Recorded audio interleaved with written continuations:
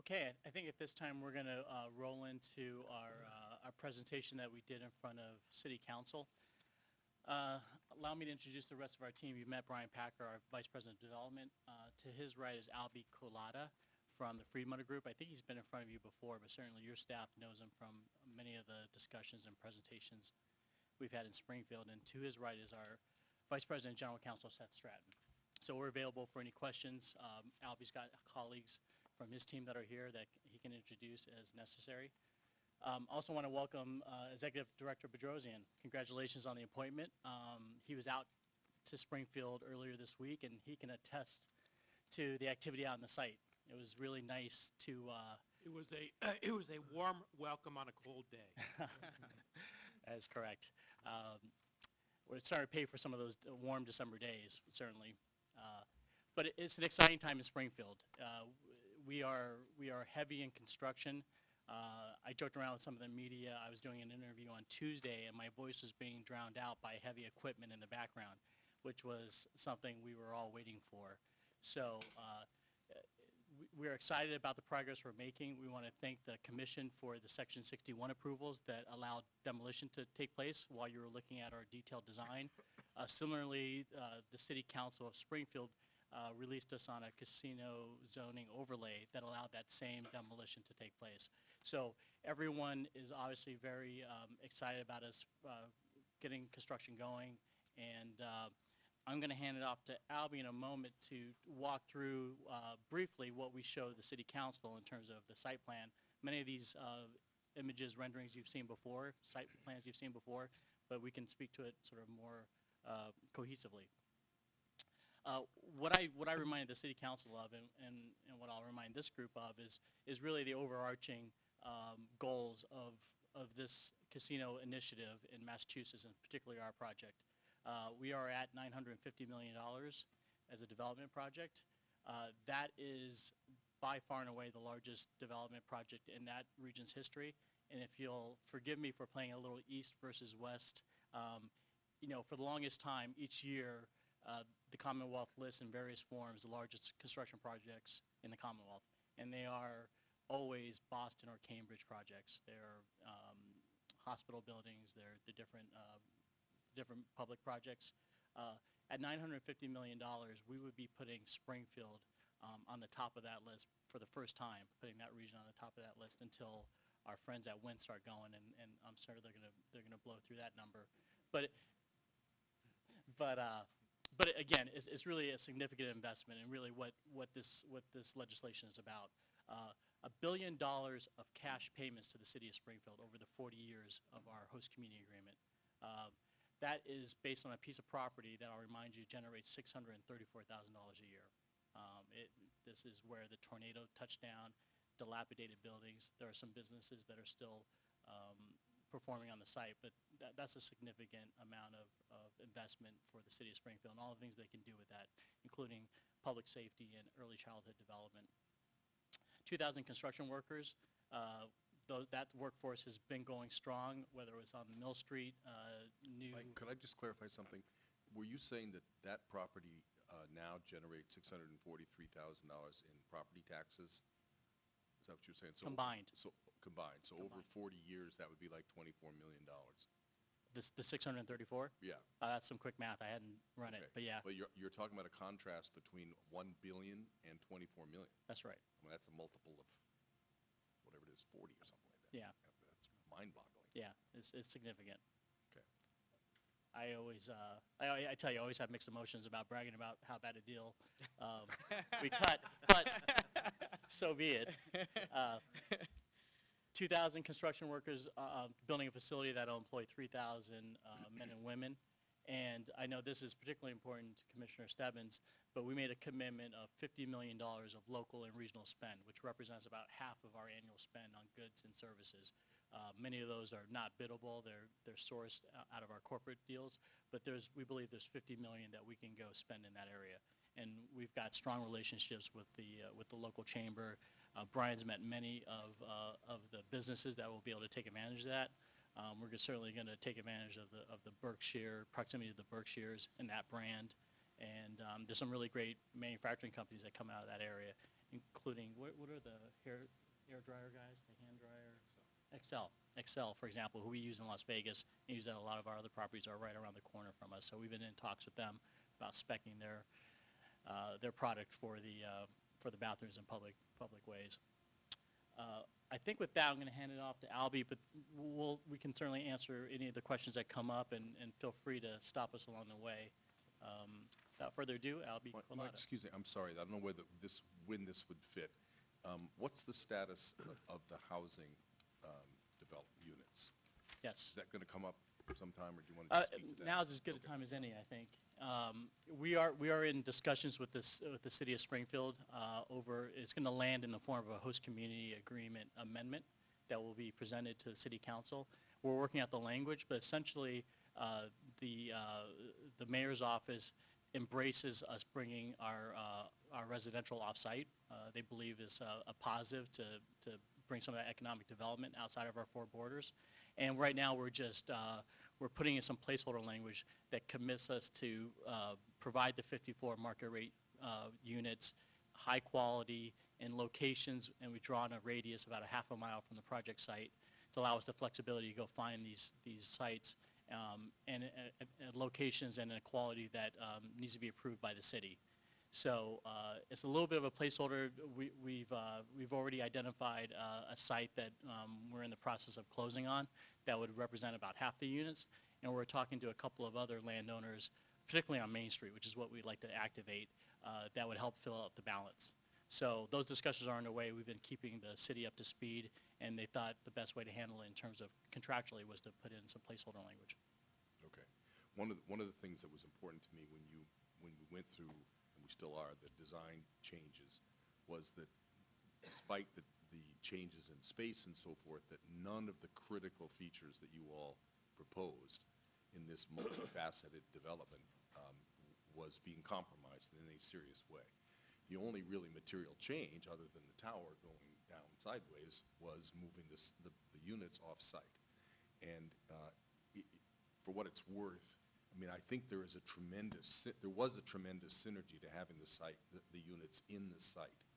And I understand that there's some benefit in theoretically sort of extending the reach of the redevelopment, but I hate to see the loss of that synergy. You're trying to create an ongoing life in this fabulous mixed-use development in this little tight area, which then presumably will ripple. So anyway, for what it's worth, I wouldn't want to see those go very far away. And it sounds like you do have a radius, and you're targeted well within that radius. That's right.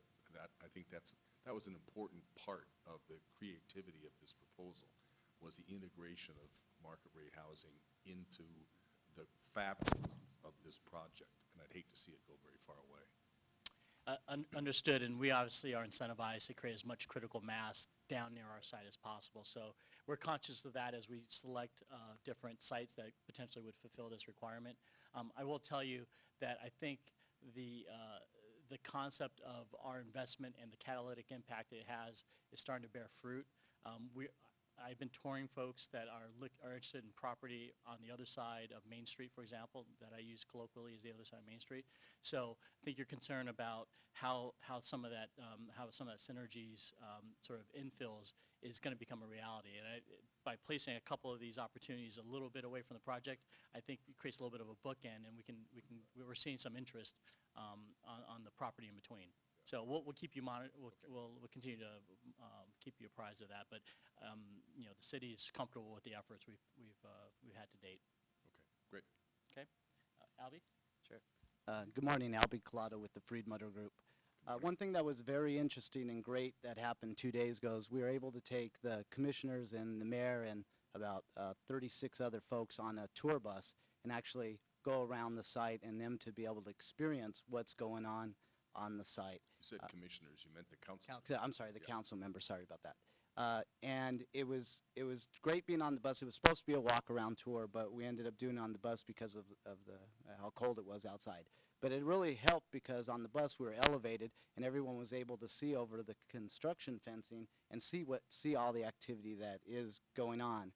During that tour, President Fenton had asked, almost to answer your question on has anything on the site changed, and he asked, what besides our property, what is going to impact the rest of the community? What is going to be the economic development that is going to happen around the site?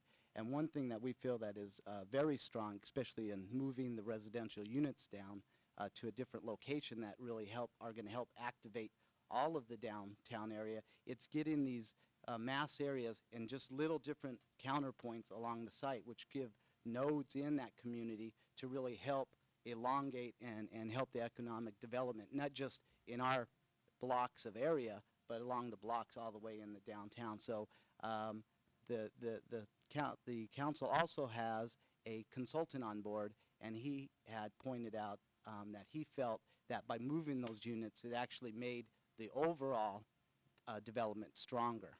He actually liked also the movement of the rooms that were off of State Street onto the main street. That was actually going to help activate the whole project more, and into the community, be able to reach out and really help develop that whole community. So that was really. Albie, if I can just add one thing, sorry to interrupt. Yep. You're familiar with the Red Rose Pizzeria, a very famous local institution. They're one of the few existing businesses that are in the block that are carved out from our development. I think January 12th, they announced that they've got a couple of tenants, Caring Health, that they were terminating the lease and they were going to find a new location. But the reason that they were terminating that lease is because they were expanding their pizzeria to do banquets and conference groups. So I mean, that's a tangible evidence, not only that our project is helping our neighbors, but that you're feeling that spillover impact of our investment. Similarly, we've been in conversations with the Colicino Group, which is the business owner off of Columbus, to the bottom right of the screen, and they've gone in for additional zoning so that they can better utilize their property. They've been in conversations with us about potential office building, a high-rise office building. So very proud, because that's again tangible proof that this is doing what it was meant to do, which is to create economic benefits outside of our boundaries. That last anecdote is at the site of the corner of Columbus and Union? That's right. Michael? Yeah, the Berkshire Bank Building, we call it. Yep. Frank Colicino's group. So just wanted to give a couple of tangible examples to what Albie was describing. And I'll do a condensed version of what we walked the council members through for the project. But there's, with MGM, the whole idea of this resort was to make sure that it was a destination resort. That people that are in the local area come to it, but then also we're attracting people from miles and miles away that want to come here, stay here. We want to make sure that we're able to leverage the rooms, we're able to leverage the other F&B outlets, that when people are coming here, they're able to make an extended stay on this property, that it is not a property that you go into for just a few hours and you want to leave. We want to be able to attract all folks that want to stay there for a few hours, people that want to stay there for the weekend, and then people coming for conventions that might want to stay there for several days during the week. We also talked to them about this project is not a daytime project, a nighttime project, a midday project. It's a destination project. And what that means to us and to MGM is that no matter what someone wants to do during the day, if they want to go and have a picnic in the park, they could go to Da Vinci Park, have a picnic, get their food from one of the food and beverage places, go out there and have a great time. If they want to go shopping, they could do that. They could then go in and experience the food and beverage outlets there. If they wanted to come, they're there for a convention, they're staying for three or so days, they're able to visit the 4-star rooms, experience all the food and beverage outlets that we have around the property, including the outdoor experiences that we have.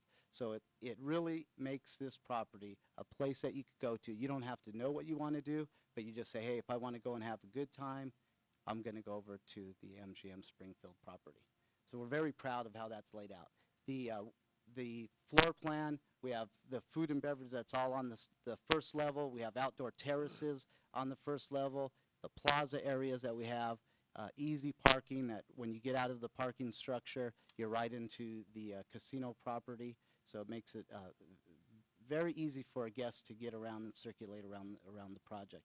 One of the things that we will be pointing out in a little bit, and we also had given you some exhibits around the perimeter where we have all the food and beverage, the retail, and other components, we have a very distinct border of a walkway material that we're going to make a distinct material, distinct color that is separate from the casino area. So when a guest does come onto the property, they have almost the yellow brick road to be able to circulate around and not go through the casino area if they shouldn't be there or if they desire not to be there. So we'll cover that in a little bit also. The other thing is then on the second level, Mike, on the second level, with the banquets being up there, we have a pool area, terrace areas.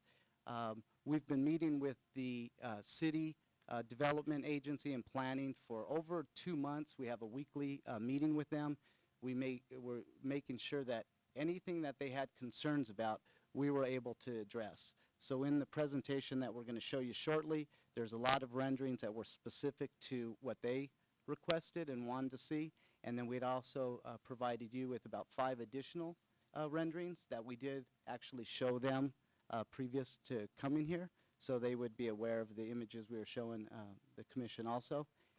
But so far, their city planners and their consultants that they hired are very happy with all of the modifications that have been made on the project up into this date.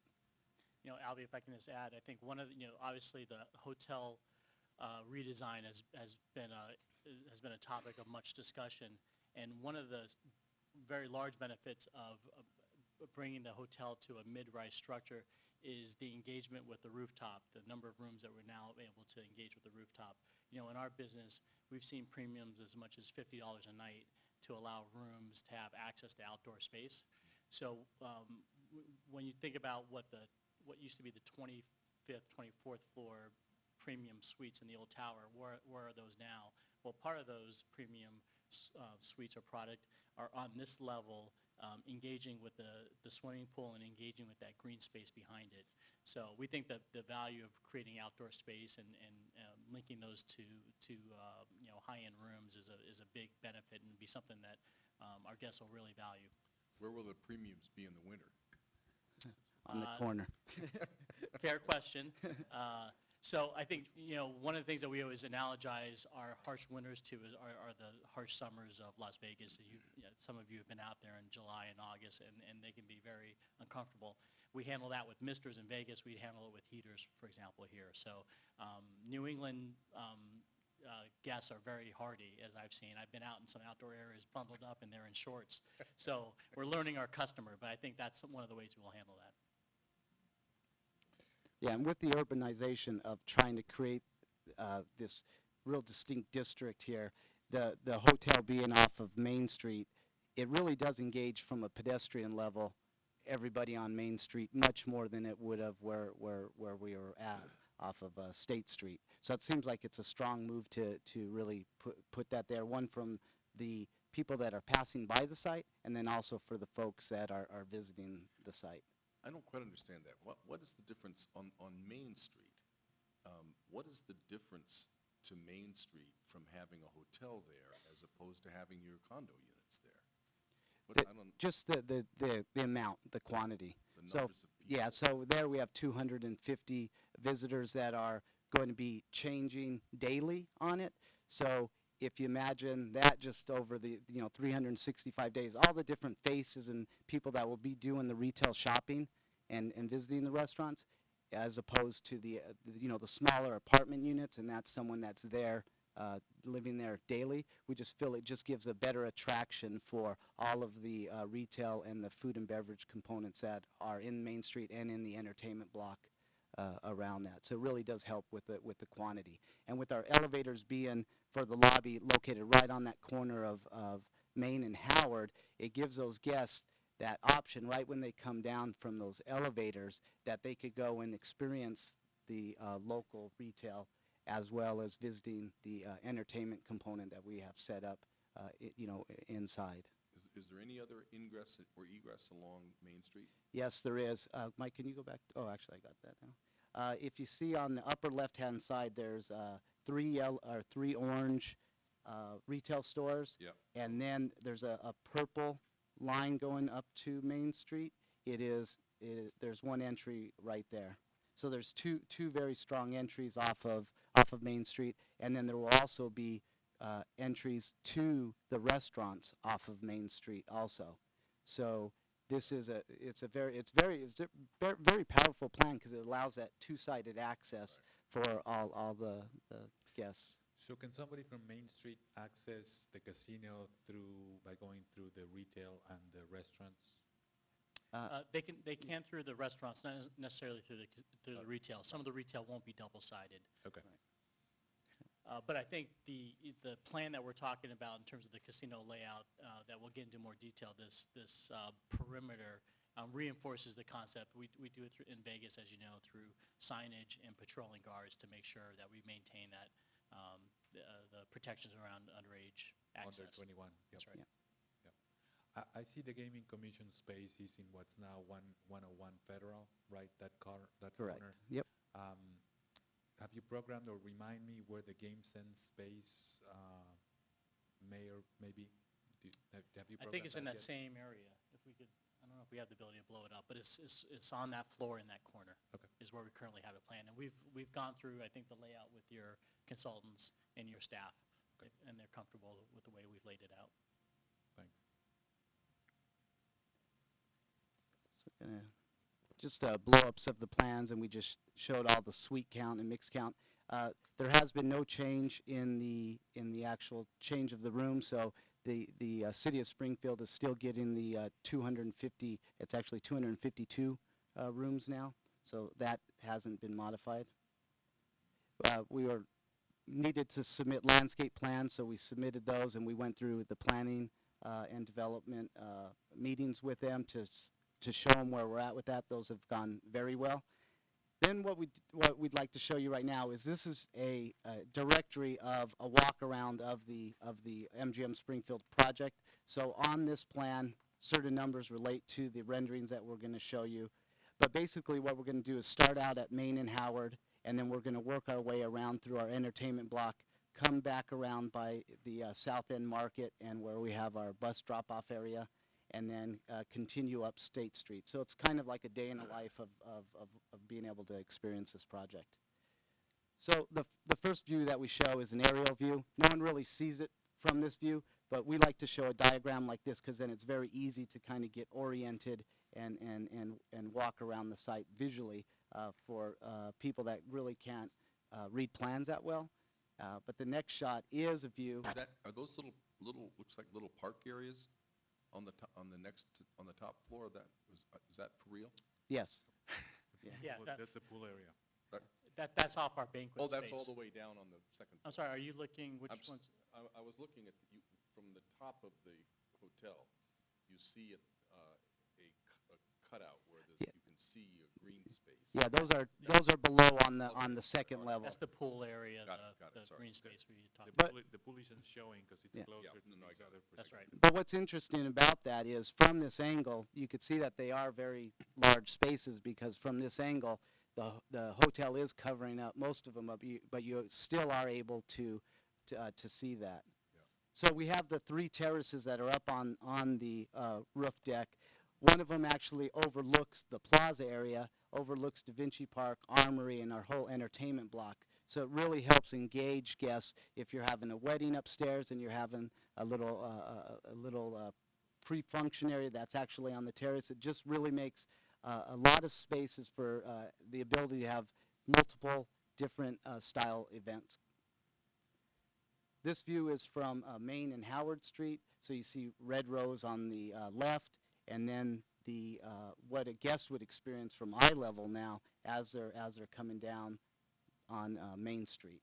You know, incidentally, the suites that you see in this rotunda on the corner of our building, give me the right numbers, Albie, but one of the benefits of this plan is we took what would have been a 900 square foot suite in the old tower plan, and now this product gets us up to,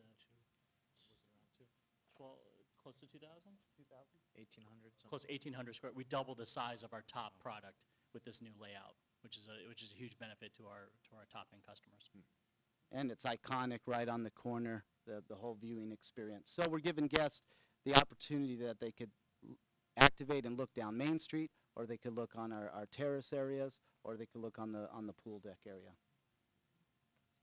Next is just slides of, we wanted to show at scale, and it is part of the submission to the city, was all of the materials that we're going to use and at scale how they look on the project. This view is taken from about the fifth floor of the hotel, what a guest would experience when they're looking out toward the entertainment plaza. The entertainment plaza is going to be used for many things, seasonal style events. We're going to have pop-up retail in here, where that allows, along with the retail that is more steady and is there all year, that some folks might want to come in here and for different seasons have a retail store that comes up for that season and then is able to be changed out. We'll have concerts on this plaza. We'll be able to stage people on the banquet terrace overlooking this. It just really helps activate this. The Armory, which is going to be a food and beverage outlet, will have very strong presence off of this, along with all the other entertainment. Ice skating rink that you could see right in front of the relocated front church, along with the park. So just from this one view, all the amenities that this project has is really seen in here. You have a park, you have a plaza, you have retail, you have food and beverage, and then on the left-hand side that you can't see, but now in this view you can, we have the rest of the resort, more of the indoor portion of the resort. So we have great outdoor experiences and we have great indoor experiences. What's on the screen on the YMCA facade? What is Yeah. on that? That'd be promoting the That's a- cinema, and it'll That's be a live, it would, It's yeah, it would be a video. live dynamic video. Just while we're on this screen, just want to call it a couple of things. One is, the plaza and the outdoor space are really an important part of our business plan. I've been talking to our promotions folks, and coupled with the Mass Mutual Center, which is catty corner to our project, we're thinking about things like you could do a car show with outdoor cars out there and really take the Mass Mutual Center from an indoor program and extend it to an outdoor program. So we're going through our Rolodex and looking at all the opportunities that an outdoor plaza like that creates. Secondarily is if you look to the right, and this is what I thought you were asking about earlier, Chairman, is you can see the terraces that are on the second floor looking down on the plaza. That's right next to our banquet space, and we think there's a lot of opportunities, for example, on the wedding side, to host events up there, bring them down for a reception on the plaza. So, ironically, even though we have a church on the site, it probably won't be used as a chapel. We'll probably take advantage of this space to do things like that. So a lot of functionality flexibility comes from this design. Albie, what are the dimensions of that plaza? I'm going to refer to one of my colleagues. His name is George Sovich. He's in the crowd real quick, and he knows a little bit more about the technical. Yeah, from the doors of the Armory to the doors of the banquet, that's 120 feet wide. 120, okay. So And then what about on the other axis? It's relatively square, but comes a little bit more in this way, so it's more like 120 by 180 to our hotel lobby.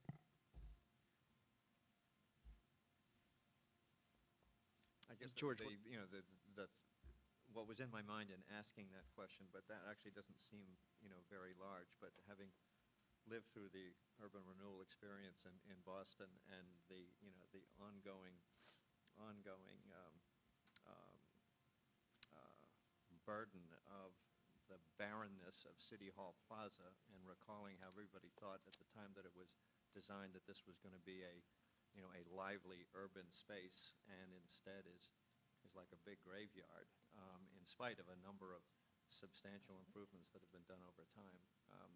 Have you thought about, the risk of this plaza becoming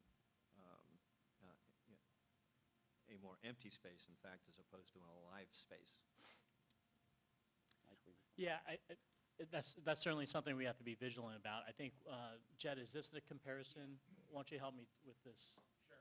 Staff had asked us to just, using basic sort of Google mapping, sort of compare specifically Da Vinci Park to some other spaces in Boston, Boston City Hall, a central parcel in the Rose Kennedy Greenway, as well as, I think we also did Post Office Square. So you can see a comparison. Again, it's just on Da Vinci Park, not the entire plaza. And that's actually Exhibit K to the letter that we submitted in your book. And you get a sense of, I think, the size of at least Da Vinci Park in comparison to some of those other open spaces. But We certainly are conscious of the fact that we've got to keep that plaza active. I think one of the renderings shows that we've got umbrellas and sort of spill out retail patio space for restaurants. So you've always got the ability to fill the space with actual patrons from the adjoining retail and restaurants. But I've literally got a 100-page deck that I could share with you. We're starting to brainstorm some of the ideas around how to fill that program, even with a sample calendar. Before your time, we talked to this commission about an event we did in Court Square, which you've seen, beautiful historic Court Square. We did an outdoor, we called it downtown dinner table, where we had 200 people come out in banquet-style tables, and we had our celebrity chefs from Vegas come out and work with the local Putnam Vocational School, and we filled that entire square with music from the community school, dining, and help raise some money for some local charities. So the point is, there's all kinds of great programming you can put in there. I'm not worried about not being able to fill it. I'm just worried about how many competing uses we'll have for it. But we'll show you that calendar because I believe that it's important to keep that square active, and we've got a very specific plan around that. Thank you. Yep.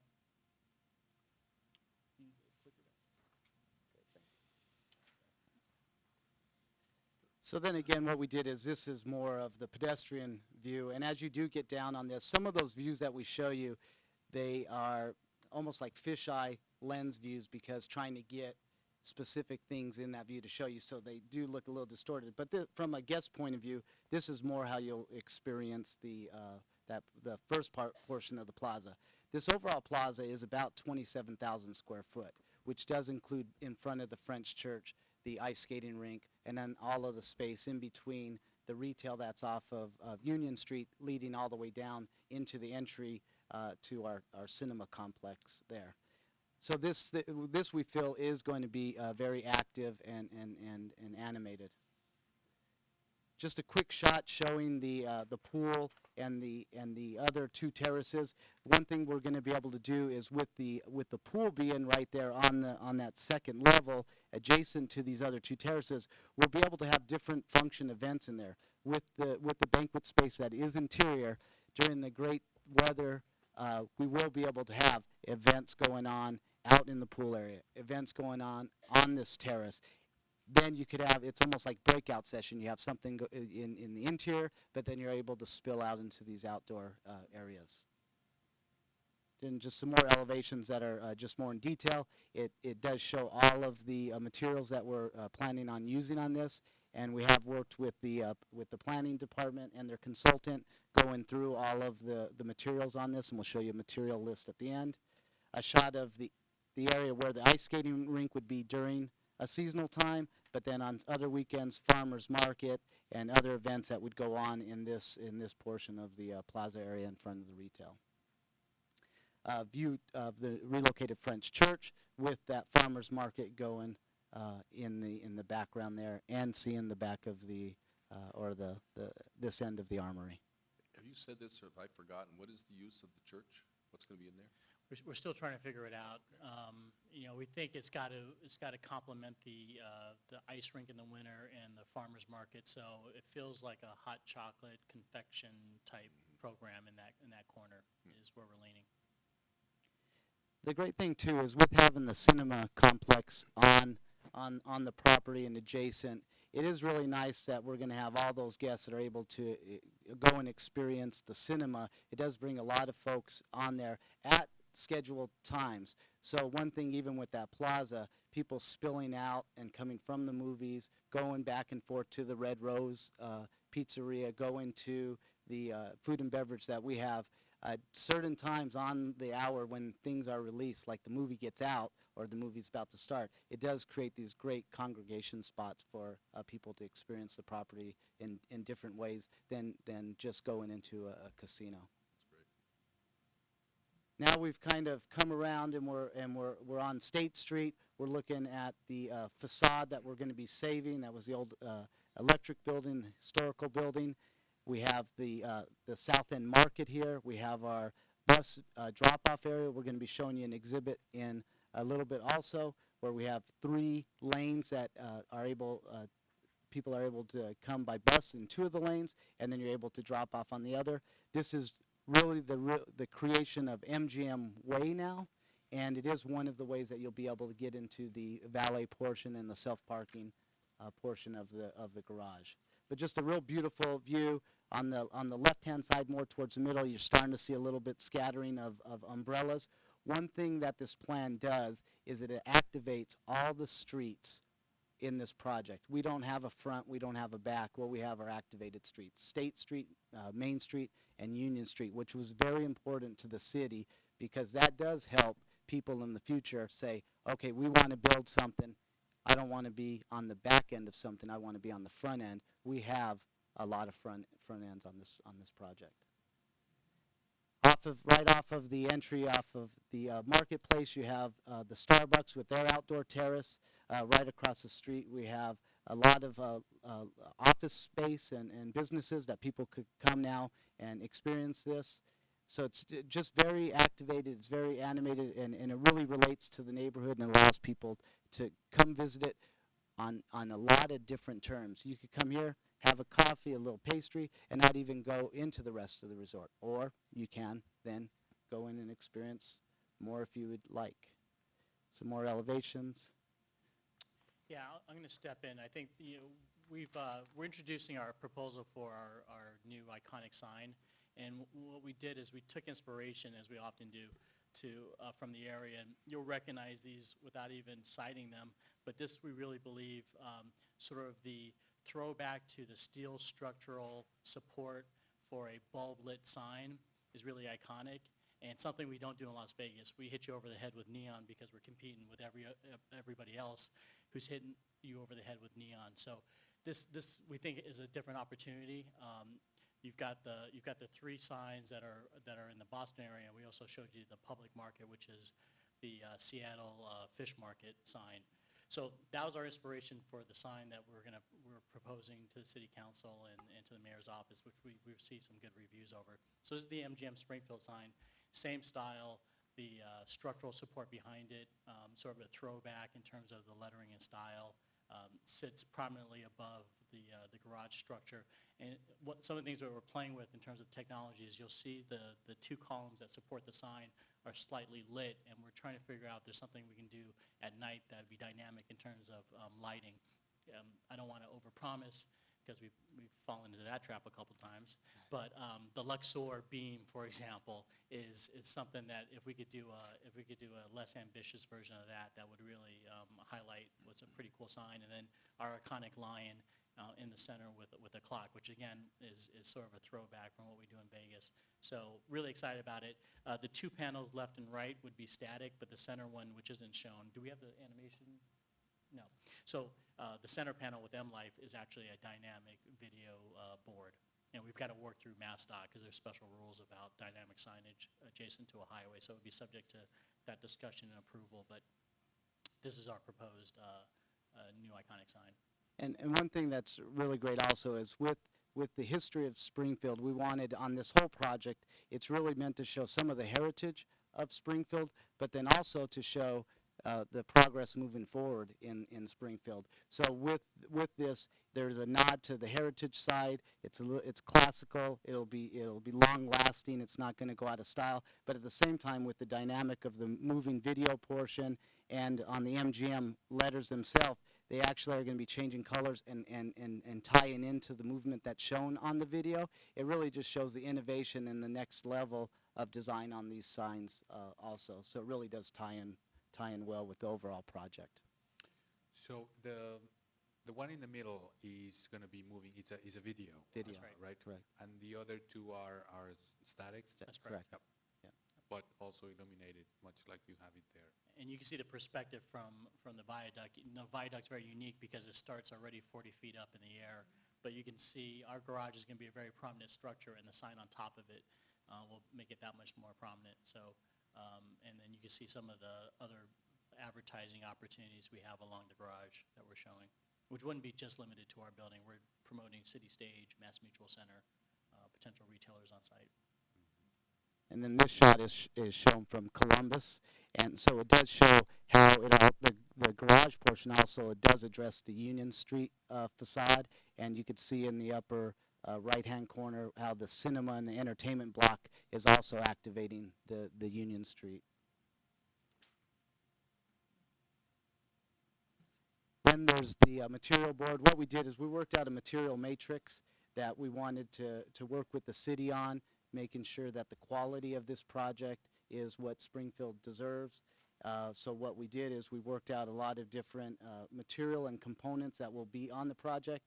The elevations that we show the scale of what they are going to be on the project. So on this you might have something with the EFS material or a plaster material that really isn't, say, a more of a Springfield heritage style material. It is a little bit more contemporary, a little bit more modern, but the scale of it on the overall project is very small. It's probably less than, say, 5%, but the brick, the stone, and the other components make up the majority of the facades. And so what we did is we showed them this. We'll be working through this with them during pretty much all through construction, but they're getting promised this, and this is what we're gonna deliver.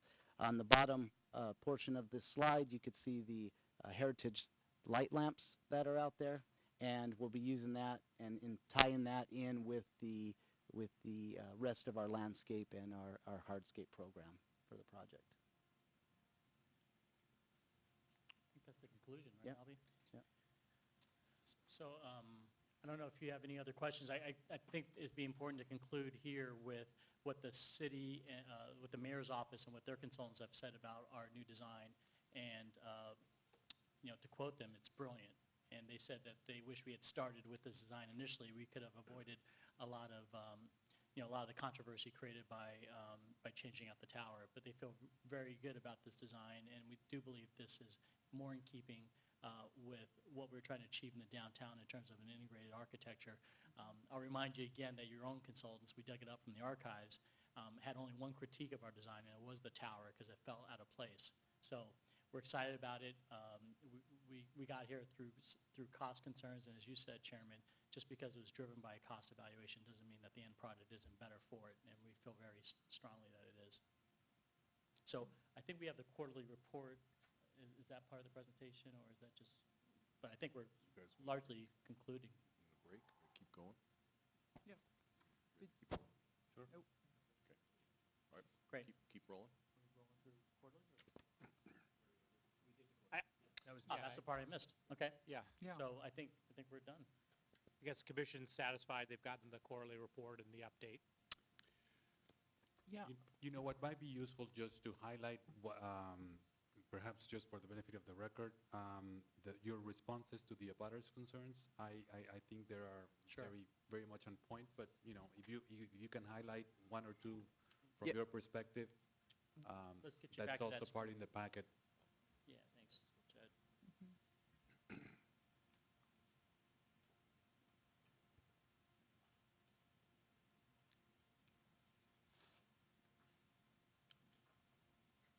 I know we heard some of those concerns in the last time we were around. We were there.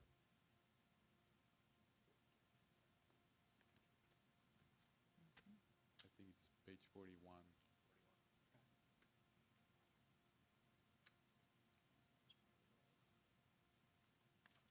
While we're looking here, I can kind of walk you through a macro level from my standpoint on how we interact with abutters, what we've gone through to date, and probably what's ahead of us in the site plan review process.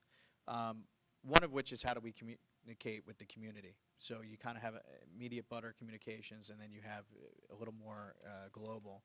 One is, and I believe it's in the packet, it talks about us and certain community groups, especially ones adjacent to the project, and whether it's us attending and participating in their meetings, dealing directly with the community group presidents.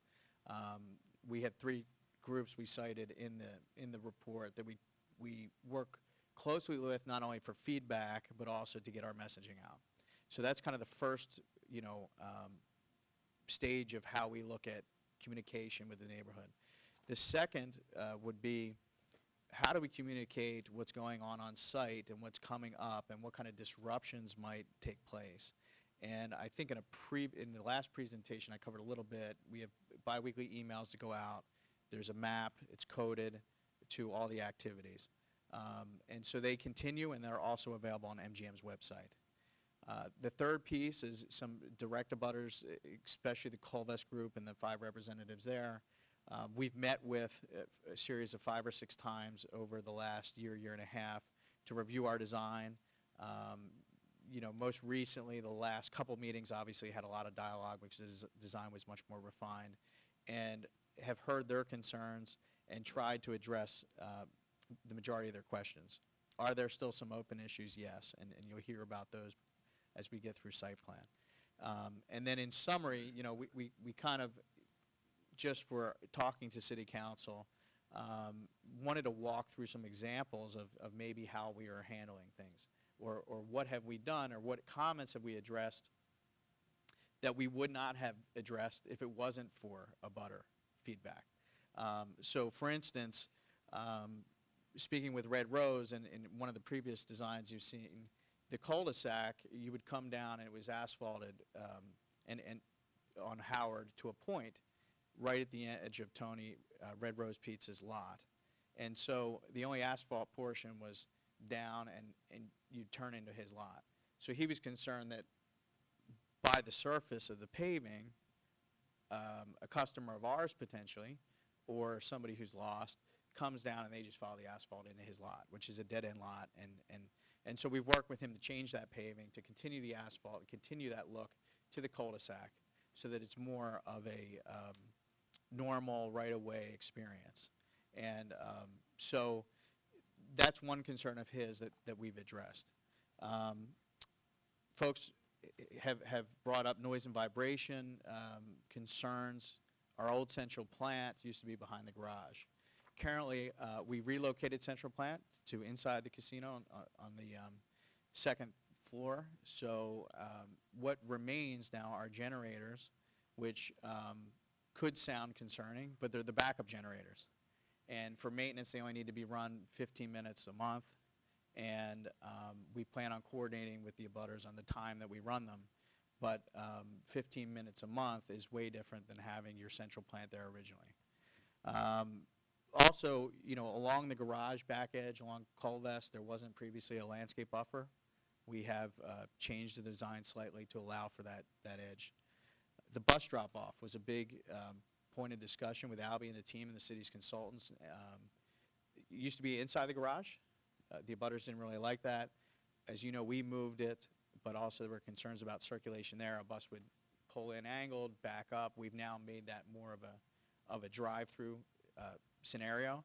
And by doing that, we've addressed 2 concerns. The city also had a concern that we didn't have enough drop-off space, that one would have to go into the garage to drop someone off. And since our bus program average of 10 buses a day, they're going to be dropping off for 15 minutes and going to another location. That same area for buses can be used for local resident drop-off. So we've kind of killed 2 birds with 1 stone based on that feedback. Da Vinci Park, the concern was, hey, Da Vinci, while it's federal property and we're improving it, should have its own identity, its own kind of look. And in particular, it's adjacent to Red Rose parking. And so you want to fence it, and we have certain commitments to the city related to topiaries in the garden. So that will be more of a formal, distinguished look from some of the rest of the project. And that was based on feedback we also got. Curb cuts along Bliss Street and State Streets would basically, along Bliss right now, which will become MGM Way, our exit to our parking garage aligns with the abutters driveway curb cut on the other side. The abutters have a concern that somebody comes out of our parking garage, goes over the street, and goes right through their parking lot to State Street. So what we've offered, the abutters have suggested that we shift our entrance. If we do that, the only spot to really shift is towards the casino, which then we think now creates a situation where cars are stacking off of State Street, and that's not ideal at all. But what we've offered is, we will work with the abutter to either restripe their lot or change their curb cut for them, and shift it down a bit so that that alignment no longer takes place and that concern could be alleviated. So we've offered to do that, haven't heard back whether that would be accepted or not, but that's one of the other offers we've made. So we're willing to alter that abutter's existing curb cut. Placement of dynamic signage distracts from abutting properties. Originally, we were looking to potentially have the video screen closer to Colvest. We have located it where it currently is, which is away from Colvest. Obviously, the Michaelman property is in front of the sign, so we still have some site plan review discussion to take care of there. That was one of the concerns brought up last night. But we did shift the sign based on certain feedback from Colvest. Potential for patrons to cut through Red Rose parking lot onto Union Street. We've also agreed that, while patrons may try to do that, it's physically kind of impossible with this design, right? But we will have signage there that the Red Rose lot is for Red Rose parking only. Okay, so I was gonna ask that, so, Yeah. So that lot behind Red Rose, that's an L, that's all Red Rose? That's correct, yes. I can imagine that's gonna be a constant Yes. battle. It will. We'll help them police it, and we'll certainly have the ability to potentially enforce, especially if it's employees or anyone that we have control over. Right. Tenant employees, those are going to be probably the more common offenders, so we'll work with them on that. You don't have where, obviously, there have to be some signage somewhere, which is kind of ugly signage, and trying to figure out how you notice people that this lot right to the left off Howard as you're coming in is only Red Rose without putting up some ugly sign right entering your plaza. Well, they currently have that problem because of the paid parking that's in the downtown. So they have a gentleman that mans that lot, Oh, they do? and they enforce it already. So I don't think it's a new problem. Oh, It's okay. just potentially different. So they have somebody there basically all the time? That's right. Oh, all right. Largely, especially during the peak days, Yeah, peak okay. times. The one advantage of the cul-de-sac, obviously, is I think if you do turn down Howard and you're not meant to be there, you're going to see the cul-de-sac, and it's a clear turnaround Right. versus trying to turn into a parking lot, you're unfamiliar with. So I think that the cul-de-sac does aid in a little bit of that. Right. Perimeter of the site is not pedestrian friendly. Early on in certain designs down by Columbus or along Bliss, there weren't sidewalks necessarily adjacent to the roadway. So we've improved that in the current design as well. And then one of the last comments was pedestrian access to Vinci was not delineated. The concern, that was a dialogue we also had with Red Rose, was Red Rose did not want a sidewalk along their parking lot because they were afraid then people would park, use the sidewalk to our site. So in that dialogue, we worked to put the sidewalk in front of Da Vinci along the cul-de-sac and not along Red Rose's lot. So these are just, this list is not meant to be all-inclusive. Obviously, we still have some issues to review during site plan, but it shows you a little bit of the dialogue, a glimpse into the dialogue we've had with the abutters on some of their concerns. And I just add, the ultimate protection, I think, for the abutters is something we've discussed with the city. It came up last night during city council hearings, which is we've agreed to a condition of our site plan that allows the city to continue to be the arbiter of different requests that come from our abutters. You can't unilaterally accept all of their requests because they're not all reasonable. I think they'd even admit that. We can't unilaterally reject them all, and we've allowed the city to be the independent party that can condition our further permits and ultimately our certificate of occupancy on our agreement with reasonable conditions. So their list continues to change. They brought up new issues. We'll look at them as they come up, but that's the mechanism to resolve them going forward. So, Commissioners, if I could, just now we've had the substantive presentation. Mike, just reviewing process, if I'm correct, you have some work to do with the city council still.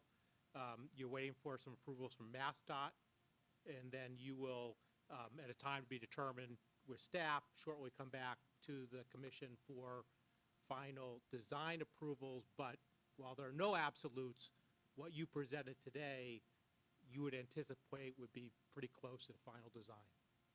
That's all accurate. This commission has been very clear that you want to defer, certainly in the first instance, to the host community. They are going through their process. we believe the timing is the next 2 to 3 weeks. They want some more public comment. The public comment they've received so far, by the way, has been overwhelmingly supportive of our design.